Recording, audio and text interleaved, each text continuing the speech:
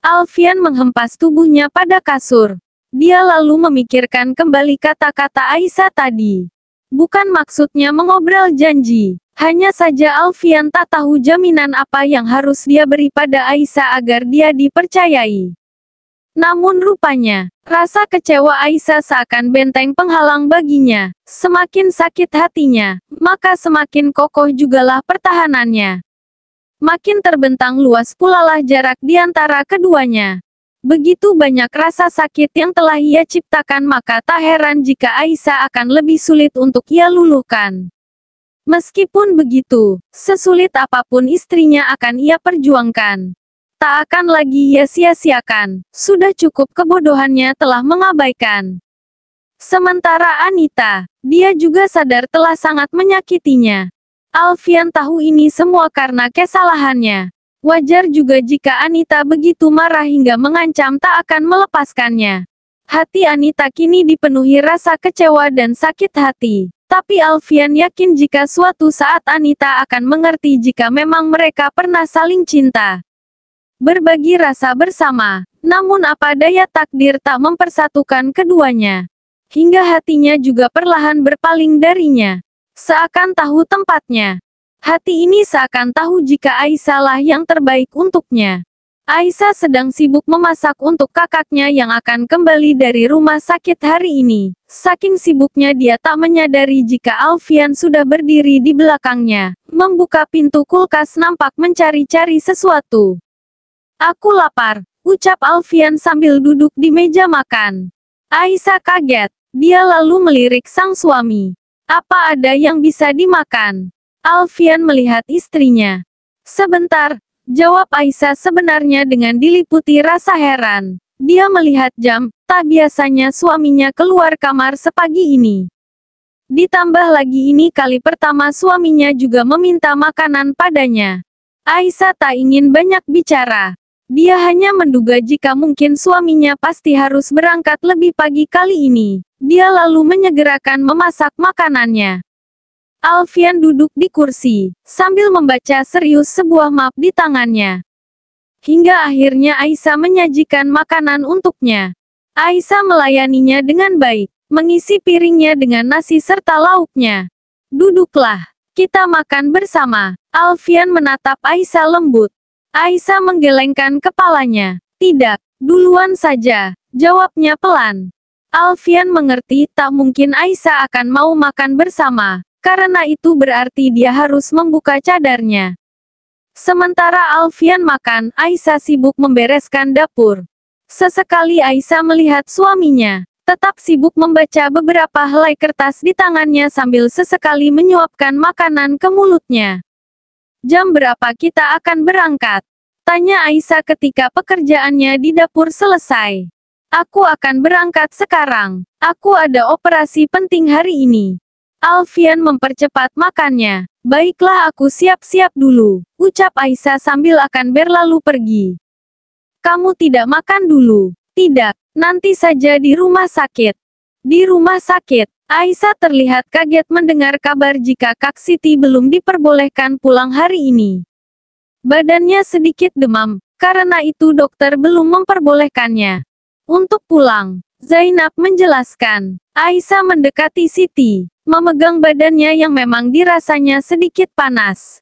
"Dokter benar, Kak Siti harus sudah benar-benar sembuh baru bisa pulang." "Tidak apa-apa Kak, ada kami di sini yang akan menjaga kakak hingga sembuh. Jangan banyak pikiran, jangan memikirkan yang lainnya. Pikirkan saja kesehatan kakak." Aisyah memeluk kakaknya. Siti mengangguk. Ketiganya saling tersenyum seolah saling memberi semangat. Alfian tampak duduk di bangku, bersiap untuk melakukan operasi yang sebentar lagi akan dilaksanakan. Dia terlihat sedikit gugup sambil sesekali membaca beberapa helai kertas di tangannya. "Ai, kita harus bicara." Anita tiba-tiba datang dan menghampiri Alfian. Alfian kaget. Dia langsung melihat Anita yang sudah berdiri di depannya.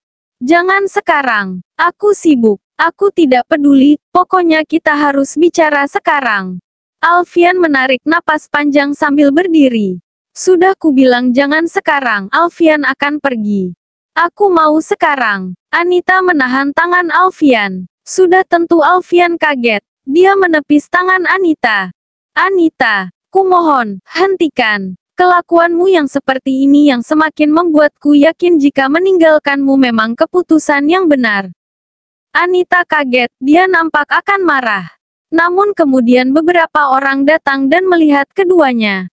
Dan ingat jika direktur sudah mengingatkanmu, jangan buat keributan lagi atau kali ini kamu akan kena sanksi, bisik Alfian. Anita menahan diri. Hal itu dijadikan kesempatan oleh Alfian untuk pergi. Anita terlihat kesal melihat Alfian meninggalkannya.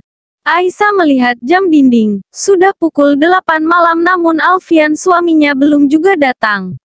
Menjemputnya untuk pulang. Kak, aku akan pulang naik taksi saja. Aisyah melihat Zainab. Apa tidak sebaiknya kamu menunggunya sebentar lagi? Mungkin saja suamimu sedikit telat kali ini karena pekerjaannya banyak. Iya, tunggu saja. Jangan pulang naik taksi. Ini kota besar. Kakak takut jika kamu naik kendaraan seorang diri. Siti menimpali. Aisyah mengiyakan. 1 jam kemudian suaminya tak kunjung datang. Zainab memberi saran agar Aisyah mencarinya saja. Mencoba bertanya kepada beberapa perawat yang mungkin tahu di mana keberadaan Alfian. Aisyah keluar ruangan. Dia mulai bertanya dan akhirnya tahu jika sang suami berada di ruang operasi yang letaknya tak jauh dari sana. Sepertinya operasinya sudah selesai. Kalau mau saya antar, ucap perawat menawarkan diri. Aisyah mengangguk. Dia memang harus bertemu sang suami. Setidaknya jika Alfian masih sibuk, dia akan pamit jika dirinya akan pulang lebih dulu. Mereka berdua berjalan menuju ruang operasi. Sesampainya di sana, Aisyah melihat ada keributan. Aisyah melihat beberapa orang menangis histeris. Ada juga yang berteriak dan memaki. Aisyah yang penasaran berjalan semakin dekat hingga akhirnya melihat suaminya tertunduk nampak sedang dimarahi. Kamu sudah bunuh anakku. Kalian sudah membunuhnya. Seorang ibu-ibu nampak menangis sambil memukul-mukul dada suaminya. Kenapa kamu membunuhnya? Ibu itu terus menarik baju Alfian hingga sesekali kembali memukul dadanya. Alfian terdiam. Aisyah kaget. Dia lihat tak seorang pun yang mencoba menghentikan ibu itu. Begitu juga dengan Alfian sendiri yang nampak pasrah membiarkan dirinya dipukuli. Suaminya itu juga terlihat tak kalah syok dan sedih. Tertunduk dengan penuh rasa bersalah. Kembalikan anakku padaku. Kenapa kalian membunuhnya? Anakku masih sangat muda, kenapa dia mati secepat ini? Ucap ibu itu terus-menerus sambil menangis. Ibu. Aisyah memegang tangan ibu itu. Kematian menjemput dengan berbagai cara dan jangan tertipu dengan usia muda karena syarat mati. Tak harus tua, ucap Aisyah mencoba menenangkan ibu itu. Semua orang melihat Aisyah, terutama dengan Alfian yang kaget melihat istrinya di sana. Segala sesuatu yang hidup sudah ditentukan batas waktunya dan bagaimana caranya kembali. Kita manusia bisa apa jika Allah yang berkehendak? Aisyah menatap lembut ibu itu. Semua orang yang menangis langsung terdiam. Mereka hanya dokter, bukan Tuhan. Tangannya tidak ajaib hanya karena bisa menyembuhkan orang. Begitu juga tidak sakti untuk bisa mencabut nyawa seseorang. Semua itu ada Allah yang menentukan.